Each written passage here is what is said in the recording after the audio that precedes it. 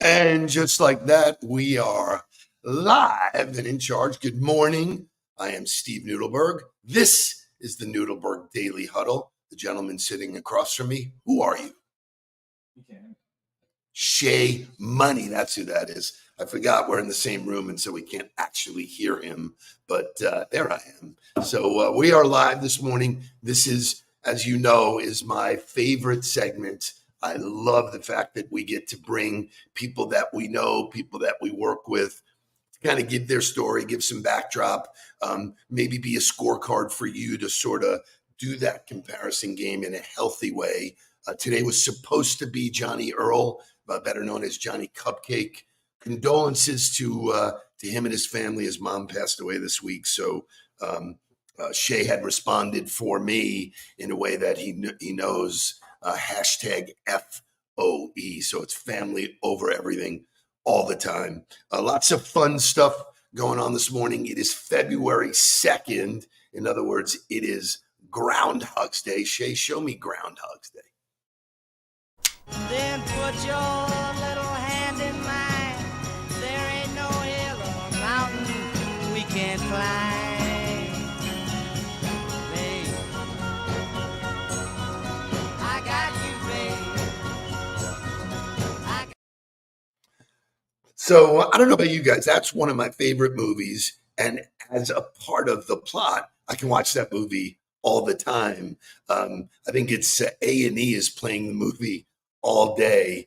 But just think about if you live the same day over and over, what would your day be like? Punxsutawney Phil did show his face this morning, and against the odds were always about a longer winter. He came out and said it's going to be short. This is our time to have an early spring. So I know that living in Florida, we do not know the difference at all, man. Just whatever it is, it is. So lots of fun stuff there. This is a shout out to all of the huddlers who may know somebody in the New York area who is looking to get into one of the hottest clothing companies. Shay, do you have a logo? 32 Degrees. If you don't know, it is sort of a Nike lookalike. I wear it all the time. Helen wears it all the time. Jake wears it all the time. Why do we wear it all the time? Because Helen's son, Brandon, is their VP of digital marketing, and he is looking for an e-commerce manager. So really good opportunity, really good company, lots of fun stuff. So if you know somebody young in New York or wants to move to New York, really cool opportunity, reach out to me. I'll set you up because we believe in keeping it in the family. So without further ado, I don't think there's anything else, Shay. Let's do the daily affirmation. Thank you. Here's today's daily affirmation. If you wake up every day and you start with baseline optimism, this is what it looks like. When starting the day, just think to yourself, it's going to be a good day. I think most people get up and go, it's going to be a shitty day, whatever. Boom, it's going to be a good day. When meeting your first people that day, I'm going to like them. I'm going to enjoy this. It's going to be good. When trying something challenging, think on the positive side. It's going to work because my preference is to assume I'm on a winning path until proven otherwise. Think of that. Know it. Understand it. These affirmations work. Every single successful person that I have encountered in my career starts the day with daily affirmations. And so, we do that. You just read James Clear. It's a mindset. And what does that mean? It's setting the tone for the day. No further ado, let's get to our guest, Melissa Randolph, who is just a hoot. She's a superstar in the sales game for Lockton, senior VP, all that kind of stuff. She's going to share her wisdom this morning. Let's get to wake up music, walk up music, and then Melissa Randolph takes the stage. Wake up, everybody. Get up, Get up. We got, come on, come on. Wake up, everybody. Teach a new way. Maybe this now listen what you have to say. Wake up, everybody. No more sleeping in bed. No more about to thinking. Time for thinking ahead. Come on.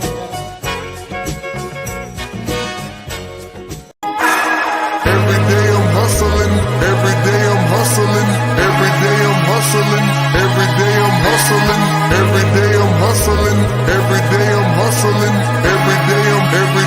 every day I'm hustling. Who you suckers think you're tripping with? Yes, I'm the boss. 745, white on white, that's Rick Ross. That song is no surprise. Welcome and good morning, Melissa Randolph. Good morning. So, Had to do it. where are you calling from? Where in the world is Melissa Randolph? I am in my home office in Chevy Chase, Maryland. I'm about a mile from the DC line. So I would tell you DC if you weren't familiar with the area. Very nice. And you went to school in that area, correct? Yeah, I'm born and raised Maryland my whole life. I've traveled a bunch, but I've never actually left the state until recently. My husband and I have found a little place down in Southwest Florida. We like spending time there so I can keep my golf game going all winter because you can't play golf in DC in the wintertime. It just doesn't work. Well, it's not called golf. You can go out and swing. It's called ice hockey, and I'm not interested. So give us a little insight into your career. You went to school. Nobody wakes up in the morning and goes, I'm going to be in sales. Nobody ever says I want to go into the insurance business. I assure you of that. Right, Okay. Right. No. So give us some insight, maybe a little taste of who Lockton is and how Melissa works in that. Yeah. So I wanted to. I was a poli-sci major. I wanted to be a lobbyist, but then I realized I would have to go into law school. Didn't want to do that. Wanted to then go to France and study wine. I asked my parents to let me become a master sommelier, and they said, "You're done. We're done. We're finished with the education. We're not doing it anymore." My mom, I people say, "Why did you go into the insurance business?" And I'll tell you, I got it honestly. My mom was in the insurance business for 25 years, and so when I finished school, she said, "Listen, I've got a vacancy and I need some help, and you don't have a job, and you're not going to France to study wine, so you start Monday." It was no interview process. It was no discussion. It was no debate. I just went. And growing up, I always said, I don't really know what I want to be, but I know I don't want to be in insurance. So, surprise, surprise, 20 years later, it'll be 20 years this June. But when I landed there, I realized it's not about insurance. It's really not even about sales. It's about people and helping people. I mean, usually my side of the insurance business is employee benefits. And so think health insurance, dental insurance. So when people are using my offering, it's in a time of need, right? People are having happy experiences like babies or tough experiences like undergoing treatment for disease. And so in some small little way, I feel like I help people, on a day-to-day basis. I love that. And knowing that you were around it early in your career, we believe that that's a key to success. Mark and Jake, my sons, were around me, and just by osmosis, just basically hearing it and seeing it, you are learning at a level you can't even do in college. So, the degree that you got, the education you got early on. So talk to us about some of your milestones, like jumping in and, female in sales, maybe a little bit more challenging than 20 years ago than it is today. So speak to that. Yeah. So, as I mentioned, I start with my mom, and I mean, on day one, I'm like, okay, I like this. You're dealing with people, you're talking to people. It's a social business, lots of engagement. I'm not just sitting behind, a desk and looking at spreadsheets all day.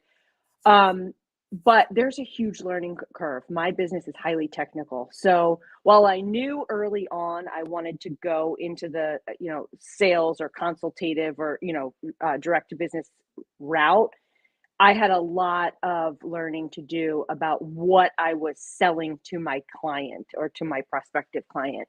And so I spent the first 6 years really learning ground up. And when I say ground up, I mean, I came into the business knowing nothing other than what I kind of heard my mom say. And I think that's part of my value proposition to my clients. Like, I know that when I recommend a solution to you, I know exactly what I'm recommending, what it's going to take to implement it, what it, where the speed bumps or the potholes are, if you will. Um, Oh, wait, you so mean it didn't happen overnight? Wait, you mean you didn't just overnight step into massive did, success? didn't happen overnight. A lot of blood, a lot of sweat, a lot of tears, a lot of wine. Um, so, and in fact, it's insurance. So I've switched to vodka because you need something a little stronger sometimes. Um, It's awesome. so for the first 6 years, I spent kind of like learning the technicalities, and then from there, I kind of transitioned. And, look, they say in success, there's a lot of luck. I was fortunate. Somebody in my company resigned, and they had a little book of business, and I inherited that, and I said, can I try growing this book of business? And our leadership was like, sure, just try not to lose it. Just do what you do. And I liked it. It was an opportunity to go and again, meet people and help them and, be strategic, and everybody's different. So every day looks different. And it just, allowed me to kind of have some creativity. So about 10 years in, I went completely into the sales function. My company was purchased, and that company said, you can't do kind of both. You got to one or the other, one lane. And so I spent 10 years, 8 years there, in a purely consultative sales role. And then during COVID, when we all sat there and kind of evaluated our life, I realized that maybe it was time for change. And I had met some folks over at Lockton. Lockton is a powerhouse, one of those kind of, if you can't beat them, join them thing. They, during COVID, when most companies were seeing their profits go down, Lockton was double-digit growth. And I met some really impressive people, and I said, you know what, I want to play for this team.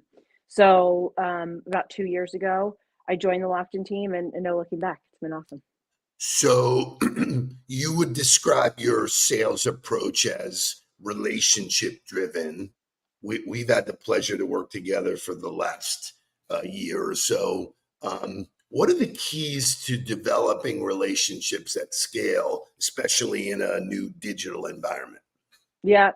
So, my personal philosophy is that people do business with people they like. And so when you're working with someone you like, the relationship comes very naturally. You meet somebody, you kind of instinctually know early on, like, hey, I like this person. Steve, when we met, I think it was 30 seconds in, and I was like, I love this guy. Like, I just want to hang with you. We want to, working together is not work. And I feel that way about all of my clients. They're people that I enjoy. I'm invested in. Tell me about your family. And so that part comes very natural to me. When I find someone I like, we just work together, and then I think the work becomes fun. And that's my governing principle. You gotta love what you're doing. So I love that. The genesis of how we worked together was we started with Matt DiGregorio. He made a presentation to a group of you, which I love. Part of Lockton's methodology is constant learning. And I want to get to the women's event that you just went to, because your posting about that made me excited. But, he shared that there's a new way to prospect, and where most of the universe puts a hand out and gives me the Heisman. You were like, oh no, if there's something new to, so I want you to share with the audience about your appetite for learning, and even more specific, your appetite for being really uncomfortable. Yeah. Well, let's start right there, because when Matt shared kind of, what you're about, and then when you and I spoke, no, it makes me very uncomfortable. This was not a comfortable space for me to go. But you, Steve, said to me, look, the days of cold calling, of ringing someone's office or sending a letter. I mean, let's go even further back, faxing somebody or mailing them something, like, that's gone. We're in a post-COVID Wow, world. you just dated yourself. Yeah, right. Yeah, it's most secure. A fax is the most secure way of data transfer. Is that true? It is. I did not know Can't that. hack a fax. Yeah. So when you present that to me, like the days of old are over. So my mom always had this expression, the bus is leaving the station. So you can either get on the bus and go, or you can stay back. But either way, where we are today is not going to happen. So it was really scary to me, and it was very uncomfortable. Like when you said kind of the founding principles, you're going to be putting yourself out there. You're going to be sharing on LinkedIn. You're going to be, creating a digital presence because you're allowing people to see who you are, what you stand for, your principles, what you're about. That's scary. I live in anonymity in my private life, and so, but what you were saying, I couldn't argue. Right? It made perfect sense. I'm like, look, I don't like this. It's uncomfortable, but I'm going to do it because why not? So if you can share, not specific to you, the work that we're doing, the milestones in your career. What, all of us are climbing a mountain. You get, metrics along the way. What are the milestones, success milestones that you've hit? Because you've had a great career in the business, and then especially here at Lockton. Yeah. So in internal milestones, like my business milestones, like, going, pulling the ripcord and going fully into a consultative role where I'm measured on my, relationship retention, on my relationship development, bringing new clients into the organization. Obviously, milestone number one. Milestone number two was absolutely saying, there was a conscious moment in my business, and again, it's employee benefits and consulting with companies on their human capital retention strategy. There was a moment in my business where I said, I'm going to have to figure out, who am I? Like, what am I trying to do? And I can't just kind of like whip around and just be like, I'm Melissa over here and Melissa over there. And so I made a conscious effort to say, I'm going to work with women. There's a lot of women in the C-suite. There's a lot of women in HR. I'm going to work with women who want to drive results for their organization and who want to do it, collaboratively, but want to be like inventive and creative. And when I kind of figured out that was my angle, if you will, that was the next milestone, and I saw some real, trajectory in my success in my career. And then, of course, there was a huge milestone jumping over to Lockton. I'd been in one place for 17 and a half years. With my mom for 10 of them, right? Like, it was change. And each time I do that, and frankly, Steve, I would say that when you and I started working together, that was a milestone, because it was a pivot to how I had been presenting myself to the world, which again was outside of my box, uncomfortable. And each time I've done that, while it's felt like I'm about to jump off a cliff, I didn't know it, but there was like a landing pad that would spring me higher, and that's been rewarding.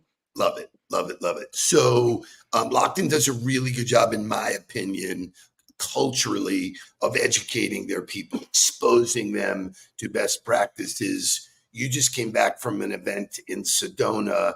If you're okay sharing, I have the outside view of what you posted, whatever, but it looked like a life-changing event that anybody could have gone to, but not everybody does. So give us what it was, all of the fun stuff about it. Yeah, let me say two things. So first of all, we at Lockton take our culture very, very seriously. And one of the things that attracted me to Lockton was, how am I supposed to consult with a company about their company culture if I'm not walking the walk, talking the talk internal, right? So I like that. Nuggets. Lockton, so much as we take our culture very seriously, the company puts great emphasis. I don't want to say pressure, that's not the right word, but emphasis on us in my role, continuing that culture build.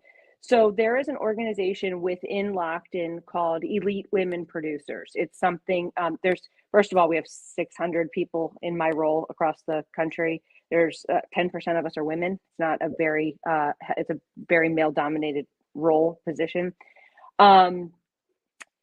So you have to earn your way into the program. It's merit based, obviously.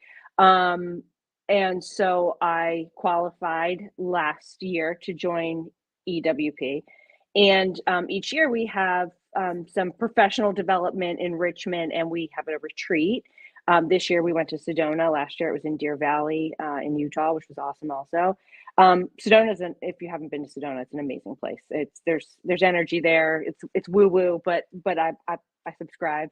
I'm a believer. And we went for 3 days of intensive executive coaching, personal development, most importantly, relationships with really amazing women who are smart and driven and powerful and influential. And, I left and by the way, Steve, about that trip because I put it on LinkedIn, not because I told you, right? Correct. So, I mean, anybody who's not subscribing to the philosophy of like creating your presence, that I said in my post, my cup is full. I mean, it's running over. Like this is the give back that Lockton gives to me to make me a better person, a better wife, a better daughter, a better consultant, a better friend, all that. That's all what we spent 3 days doing. Incredible. I want to pick a piece of that and go with it. So you were around your peers. So there's a natural order of elite women. There is a top elite woman, and there's somebody who got in at the bottom. So most people are afraid of finding out where they fit in the ecosystem. You jumped in that pool and said, and I think this is part of the philosophy of you are who you surround yourself with. If you're surrounding yourself with people who are genuinely good at what they do, even though they are theoretically competitors. So I want you to talk about that. Yeah. I'm hanging out with a whole bunch of Michael Jordans. Right? Right. And I'm not, right? Like I'm not MJ. I don't know who I am. I don't even know that I'm like the Scottie Pippen to the MJ, but whatever. Like I'm hanging out with the best of the best. And if I can learn, this much of what they know, I'll be a better person for it.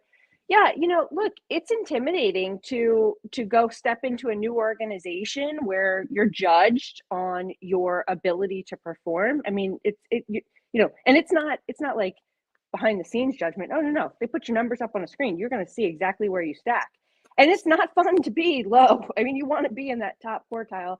But what's really cool, I have to say, like I mentioned about our culture, like nobody there is like, oh, you're not the top, or, and there's, in the rank, there's people who are performing at a lower, or slower speed than I am.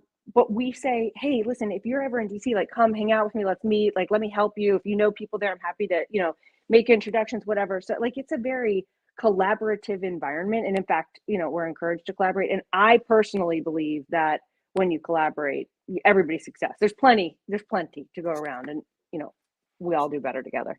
I love it. So, clearly success leaves clues. I'm a student of the game. If I see somebody doing something that works, it's one of the fascinating parts of coaching high performers is I always pick up something from them too. Iron sharpens iron. I'm going to switch gears for a second. We talk about sharing our passions with people, and that's the place of connectivity. You have a passion for golf, and I want you to talk to people about. It's a bad habit. It's a bad habit. So share with them how do you balance that in your career? How do you add it to your career? Everybody's always talking about work-life balance. To me, there's no such thing. You're just sort of, every day doing what you do. So speak to it if you would. Okay. Work-life integration, not work-life balance. Some days work's going to take 24 hours and life's going to get 0. And some days life takes 24 hours and work gets 0, right? Like there's all in between. So golf's interesting, right? I had this great, I'll say coach one day. I had this great instructor who said, golf is just a mental game. Like it's a game of creativity. It's obviously like the mathematics of like, how many yards am I out? But it's also like, how do I get there? Like maybe I don't just take the driver off the tee box. Maybe I hit a hybrid or an iron and then, leave myself with my comfort 80-yard shot in. And then it's a game of intelligence, emotional intelligence, right? you hit a lousy shot, you can't let it screw up your whole day. And I think metaphorically, isn't that life, and isn't that It's certainly exactly sales? right. It is Right? so Yeah. spot on. It's so Yeah. right. Yeah. And I think when I get out on the golf course, first, look, there's no better, more beautiful place on earth than a golf course. It's just gorgeous, right? They're by definition, a manicured, gorgeous green We place. live on a golf course in Florida, so Right, it's gorgeous. Yeah, everything is you're golf living my course. dream, Steve. You're living my dream. So you're out there, you can't get in your head about anything other than what you're there to do. I mean, or you can, but your golf game will go total shit. So you're definitely better suited to get out there, focus on what you're doing. So it's head clearing for me. It's exercise for me. And then, I mean, it's a challenge. Like, I want to be better than I was yesterday. So again, metaphor for life. A metaphor And for business as well. business, Same yeah, exact the whole thing. nine, the whole How do I nine, get to the right? client? How do I make this Right. work? You And know, it's fun. I mean, most of the time it's fun. Sometimes it's not, when I have a lousy game. But depends if you take it seriously. I don't yeah, take it seriously, man. So yeah. it's I'm a big, this. I like a little trash talk. I like a friendly gamble. So I find all that on the golf course. I like to show up. I like to play with a whole bunch of men, just act like I don't know what I'm doing. And should I do, which club do I hit? And then I like to put it on the green within 6 inches of the pin and be like, oh, how much was okay. that? What was that? Last 20 bucks a question. hole? Last question, because we could go all day, and I promise people we get them in and out for the morning. What would you tell the 20-year-old Melissa Randolph? That's a good one. So I would say trust your intuition. Look at that. Trust your intuition. Every time I found myself in a place where, and in my old age, I do that. I just go with my gut feeling, and it doesn't ever serve me. But there's been times in my career where I think we should go this way, and somebody who's been in the business longer says no, go that way. And the whole time I'm marching this way, I'm thinking to myself, I really feel like we should have done that. And I was never wrong. And I should just trust my gut. At least you're authentic to yourself if you do so. Trust your gut. What an unbelievable way to close our conversation. This was your first podcast, but we would never know that. We would never know that. You did great. I think you offered up a great, genuine, and healthy. Jonathan Aarons is that would be my our comedian 20 years ago, right? Yeah. I would have bought a McDonald's franchise too. Early on, somebody told me about a concept for Uber, and I was like, that's the stupidest idea I've ever heard. Maybe that would be my other career advice. It's not that dumb. Yeah. I imagine that from this, you'll be on podcasts all over the country. Thank you so much for spending time with us. Huddlers, what a great way to close the week. Reach out to Melissa, get to know her, vice versa. She's all over LinkedIn. You should be able to find her. That's what we tell people. Make yourself easy to find. We will see you Monday morning. It'll be Mark and I live back here again. Boom. Please don't worry about me. I'm about to let my heart speak. My friends keep telling me to leave this. So let's get down to business.